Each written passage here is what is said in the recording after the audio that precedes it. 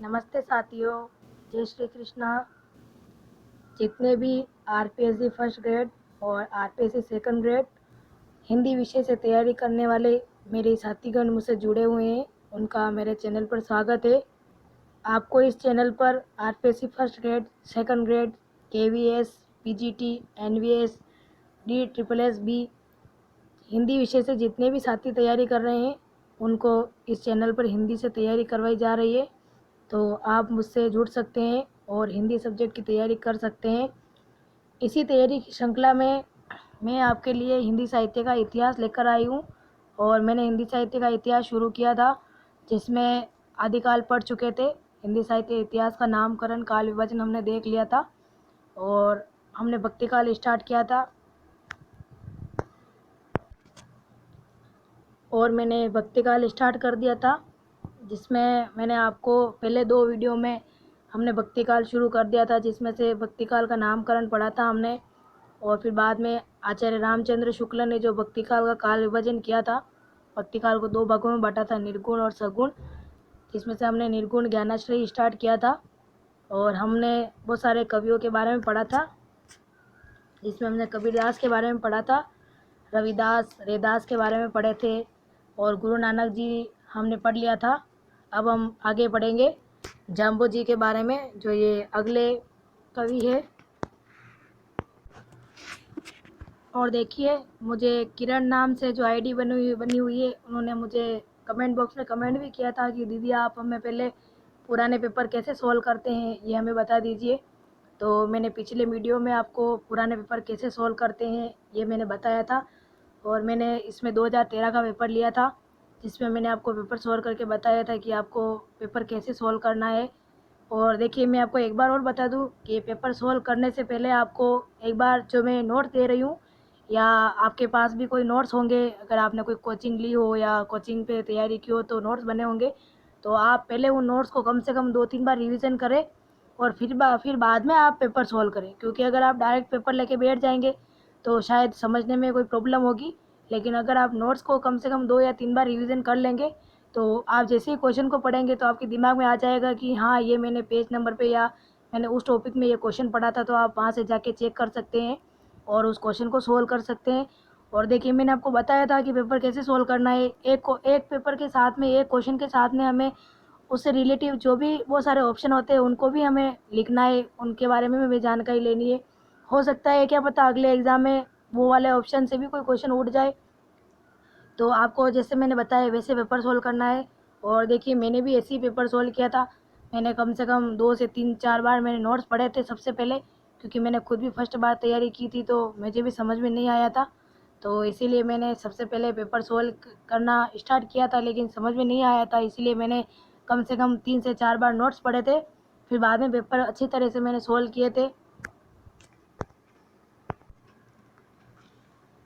मैंने आपको पेपर कैसे सोल्व करने हैं, पुराने पेपर, ये मैंने आपको बता दिया है। अगर फिर भी आपको कोई समझ में नहीं आए तो आप मुझे कमेंट बॉक्स में कमेंट करके ज़रूर पूछ सकते हैं। मैं हो सकता है तो आपको फिर से, अगर नहीं समझ में आ रहा है तो फिर से आपको पेपर सोल्व करना बताऊंगी। लेकिन क्या है, मैं आपको पूरा पेपर सोल्व करके नहीं बताऊंगी, क्योंकि इसमें टाइम बहुत वेस्ट होता है। और मैं चाहती हूँ कि अगर आप खुद पेपर सोल्व करेंगे तो इससे आपका क्या है, आपको याद होता रहेगा और आपको पता चलेगा कि आरपीएससी में किस टाइप के क्वेश्चन बनते हैं।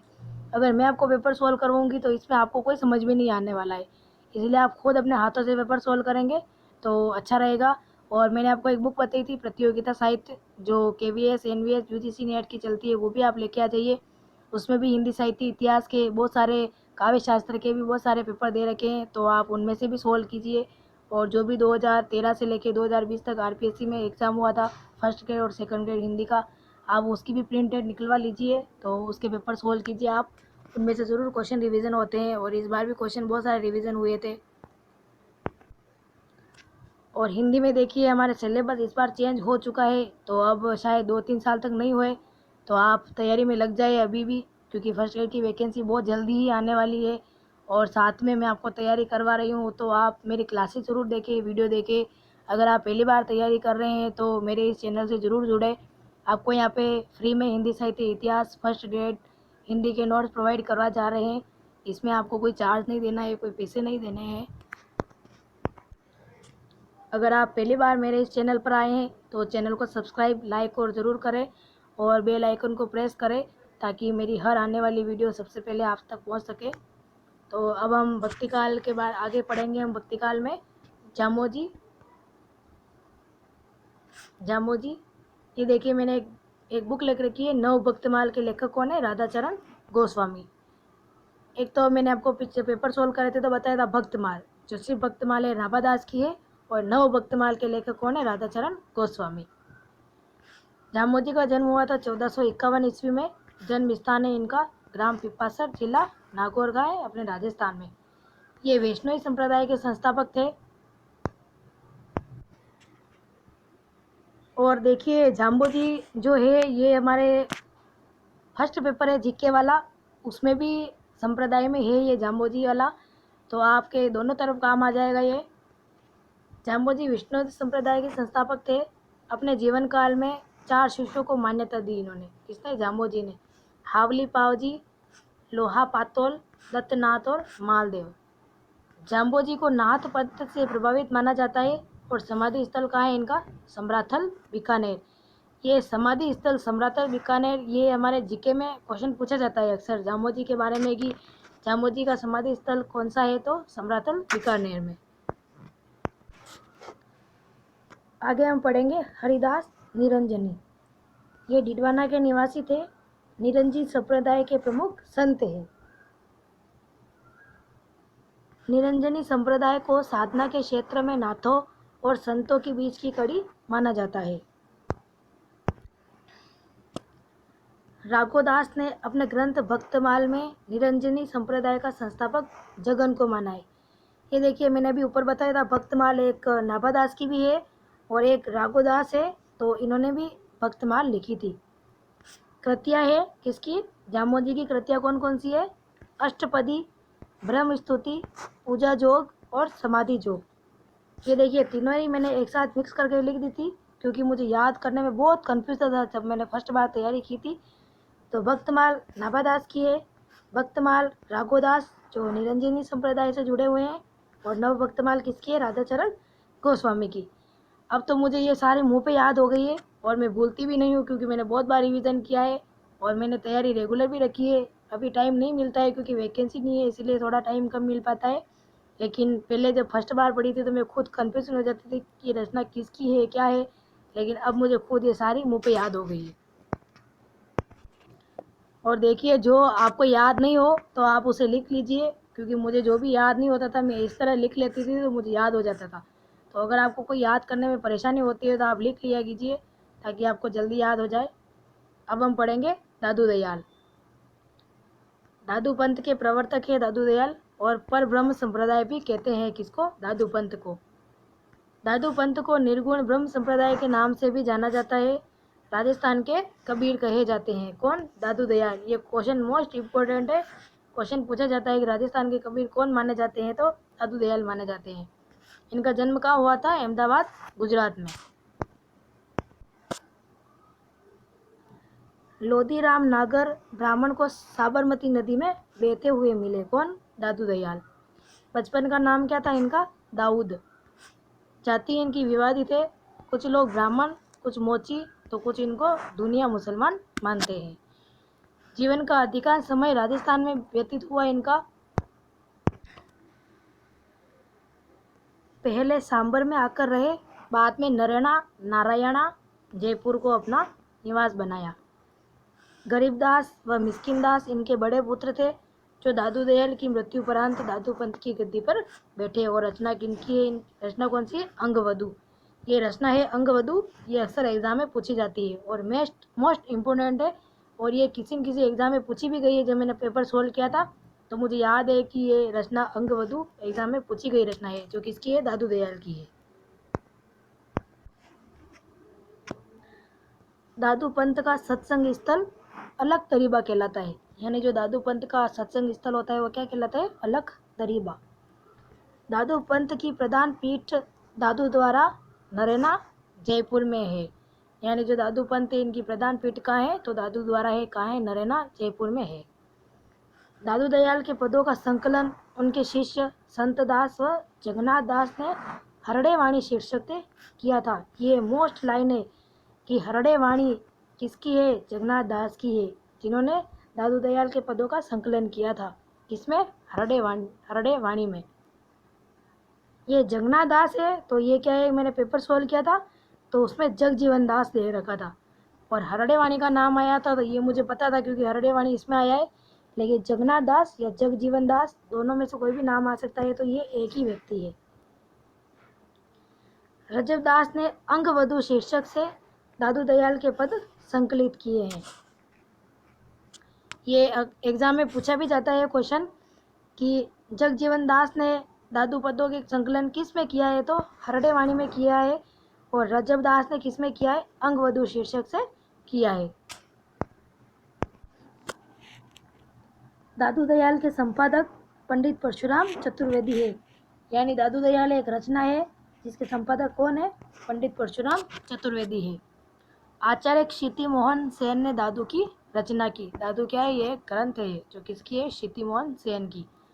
अकबर के बुलाने पर फतेहपुर सीकरी गए और वहाँ 40 दिन तक अकबर से धर्म चर्चा की। किसने? दादू दयाल जी ने। दादू दयाल के शिष्यों की संख्या कितनी मानी जाती है? 52, जिनका उल्लेख राघोदास ने वक्तमाल में किया है। दादूपंथी साहित्य की भाषा कौन सी है? ढूंढाड़ी है। दादू की भाषा ब्रज भाषा है, जिसमें राजस्थानी व खड़ी बोली के शब्दों का मिश्रण है। कुम्भन दास अकबर के बुलाने पर फतेहपुर सीकरी गए, यानी कि फतेहपुर सीकरी दादू दयाल भी गए और कुम्भन दास भी गए। किसके बुलाने पर? तो अकबर के बुलाने पर। ये कॉलेज लेक्चर 2016 में पूछा गया क्वेश्चन है। ये देखिए, ये फिर से मेरी वही आदत कि जब मैं पेपर सॉल्व करती थी तो ये लिख दिया करती थी। आप भी सोचेंगे क्या है, इन्होंने कैसे तैयारी की है, जब देखो तब ये लिख लिया करती है। तो ये मैंने आपको अभी 2013 का पेपर लिया था, तो इसमें मैंने बताया भी था कि निर्गुण ज्ञानाश्रय के प्रमुख कवि कौन कौन से थे। तो ये पूछा गया क्वेश्चन था, जिसमें से क्या था? नानक थे, दादू दयाल थे और मलुकदास थे। ये देखिए मैं राइट भी लगा रखा है यहाँ पे। और मैंने और लिखे थे कबीर, रैदास, सुंदरदास, रजब, कमाल, धर्मदास, हरिदास, निरंजनी, जाम्बोजी, जम्बनाथ, सिंगाजी और अक्षर अनन्य। ये सारे निर्गुण ज्ञानाश्रय के प्रमुख कवि हैं। तो मैंने यहाँ पे लिख दिए थे जब मैंने पेपर सोल्व किए थे तब। और अभी मैंने आपको पेपर सोल्व कराया 2013 में, तो ये भी आपने देखा था कि ये पूछा गया क्वेश्चन था।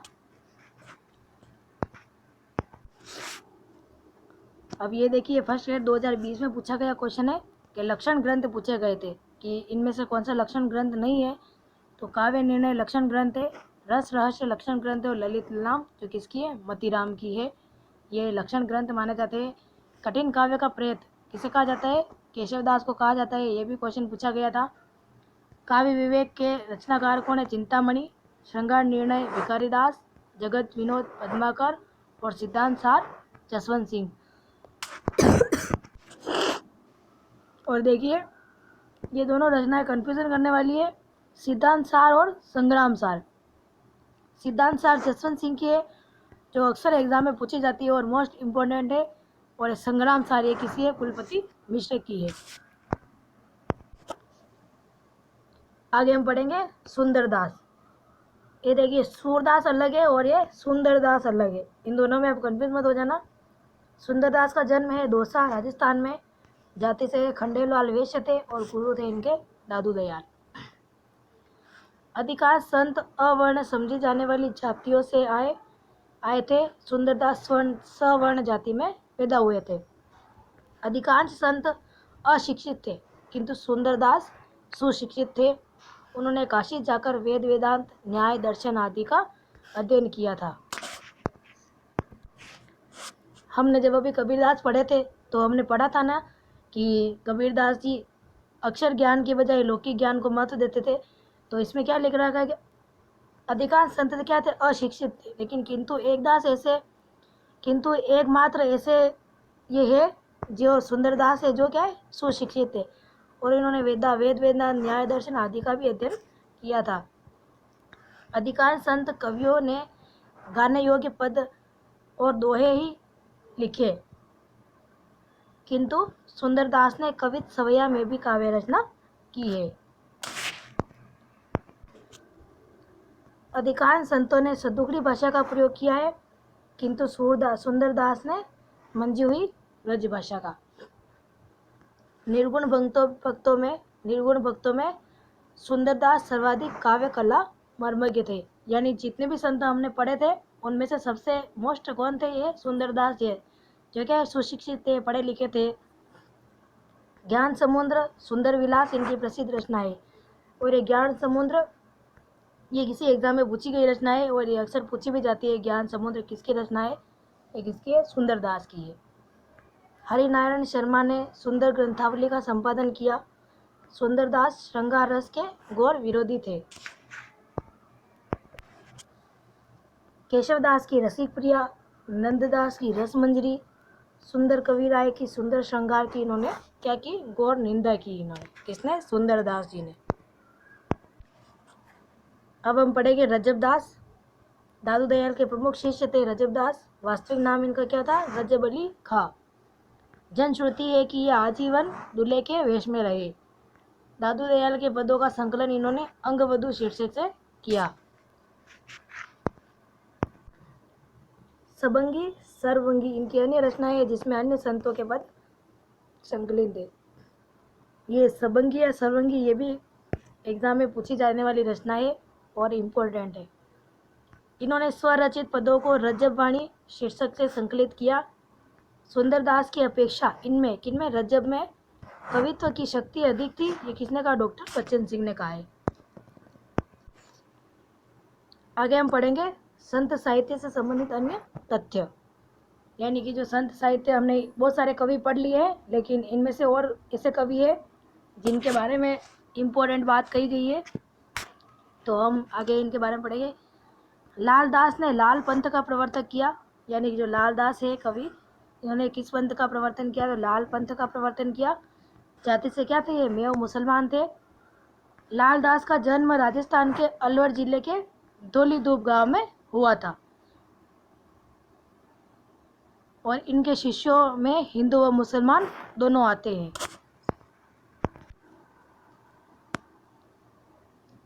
अब हम पढ़ेंगे सेकंड मलुकदास, जो दीर्घजीवी संत थे, राजस्थान के नहीं थे पर इनका राजस्थान से संबंध था। और यह क्वेश्चन एग्जाम में पूछा भी गया है कि ऐसे कौन से कवि है जिनका संबंध राजस्थान से नहीं था। तो 3 तो ऐसे थे जिनका राजस्थान से संबंध था और एक थे ये मलुकदास जिनका राजस्थान से संबंध नहीं था। तो ये वाला उस ऑप्शन में सही था। इनका जन्म अकबर के शासनकाल में हुआ और औरंगजेब के शासनकाल में इनकी मृत्यु हुई थी। इनकी रचना कौन कौन सी है ये देखिए, मैंने यहाँ पे लिख रखा है, पूछी भी जाती है इनकी रचनाएं। ज्ञानबोध, रतन खान, बाराखड़ी, रामावतार, लीला और ध्रुव चरित आदि आलसियों के महामंत्र के नाम से प्रसिद्ध है। कौन? मलुकदास जी। यानी कि आलसियों के महामंत्र के नाम से जाने जाते हैं मलुकदास जी। अब देखिए ये आगे कुछ पद आते हैं मलुकदास से कि निम्नलिखित पद के रचयिता कौन है? मलुकदास माने जाते हैं। और आप भी तो इतने सालों से हिंदी पढ़ते आए हैं, 11th-12th में पढ़ी होगी, कॉलेज में भी पढ़ी होगी, तो ये तो बहुत इम्पोर्टेंट है कि अजगर करे न चाकरी, पंछी करे न काम, कह गए दास मल्लुका सबके दाता राम। ये तो हम बहुत बार पढ़ते भी है, बहुत ईजी है। ये तो किसकी है? मलुकदास की लाइन है। और ये पद अक्सर एग्जाम में पूछ दिया जाता है और पूछा जाता है कि प्रमुख पद के रचयिता कौन है, तो कौन माने जाते हैं? मलुकदास जी माने जाते हैं। आगे हम देखेंगे धर्मदास। धर्मदास कबीर के प्रधान शिष्य थे जिन्होंने बीजक 1464 की है शीर्षक से कबीरदास के पदों का संकलन किया। बाबरी साहिबा, बाबरी पंथ के प्रवर्तक माने जाते हैं या अकबर के समकालीन थे। कौन? धर्मदास जी। राजस्थान के गागरों निवासी संत पीपा खिची के राजपूत थे और रामानंद के प्रमुख शिष्य थे। कौन? धर्मदास।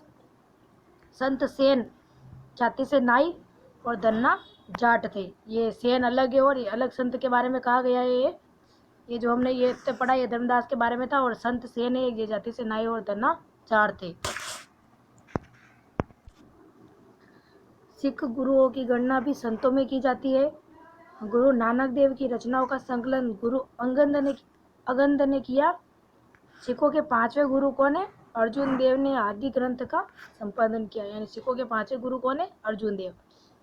जिन्होंने किस ग्रंथ का संपादन किया? आदि ग्रंथ का। सुखमणि, 52 आखिरी, 12 मास गुरु अर्जुन देव की प्रमुख रचनाएं हैं। अब हम देखेंगे संत साहित्य के बारे में। आचार्य शुक्ल के विचार क्या है, यानी कि आचार्य शुक्ल संत साहित्य के बारे में क्या कहते हैं। इस शाखा की रचना साहित्यिक नहीं है, फुटकल दोहों या पदों के रूप में है, जिनकी भाषा व शैली अधिकतर क्या है? ऊटपटांग है। ये आचार्य शुक्ल जी ने कहा है। इस पंथ का प्रभाव शिष्ट और शिक्षित जनता पर नहीं पड़ा, क्योंकि इसके लिए न तो इस पंथ में कोई नई बात थी, न नया आकर्षण। ये भी आचार्य शुक्ल ने कहा है। यानी जो हम ये जितनी भी डेफिनेशन पढ़ रहे हैं, ये सारी आचार्य शुक्ल ने कही है। किसके बारे में? संत साहित्य के बारे में।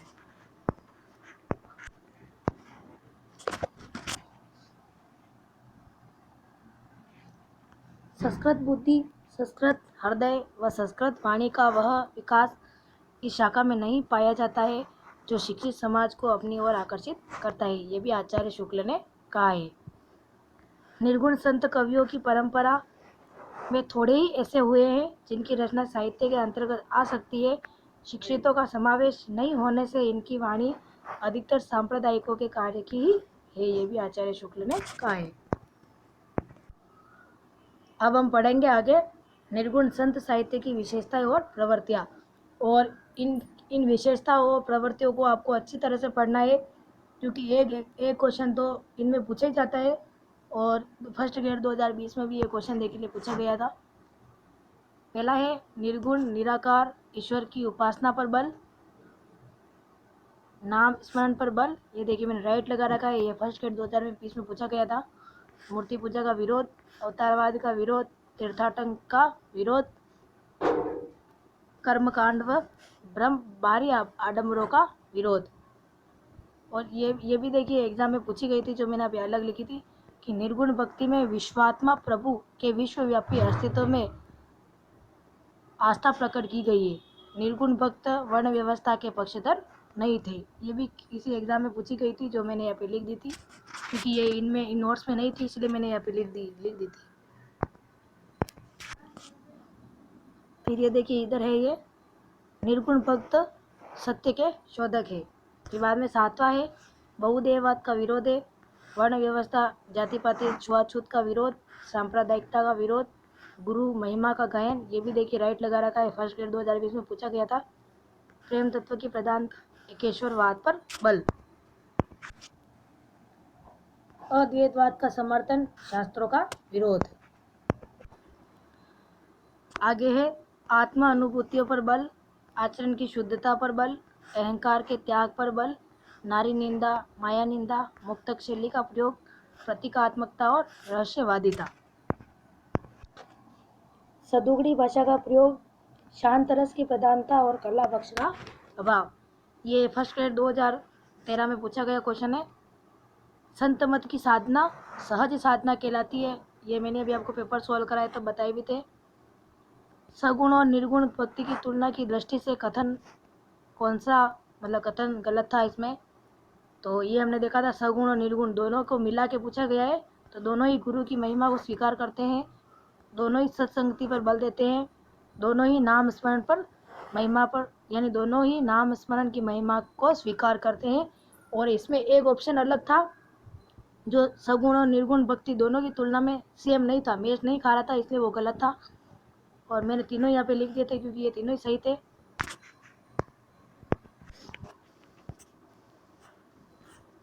तो ये थी आपकी आज की क्लास। ये हमने आज की क्लास फिनिश कर दी है, ख़त्म हो गई ये आपकी क्लास। ये देखिए निर्गुण संत साहित्य की विशेषताएं जितनी भी हमने देखी है, तो ये आप याद कर लेना, क्योंकि इनमें से क्वेश्चन पूछा जाता है। और विशेषताओं में तो क्वेश्चन अक्सर पूछे ही जाते हैं। और देखिए मैं आपको साथ में इन नोट्स के बारे में ये भी बताती रहती हूँ कि एग्ज़ाम में कौन सा क्वेश्चन पूछा गया था या कौन सा क्वेश्चन पूछा जा सकता है। मैं आपको सब कुछ बताती हूँ। तो आप इस चैनल को सब्सक्राइब करें, लाइक करें।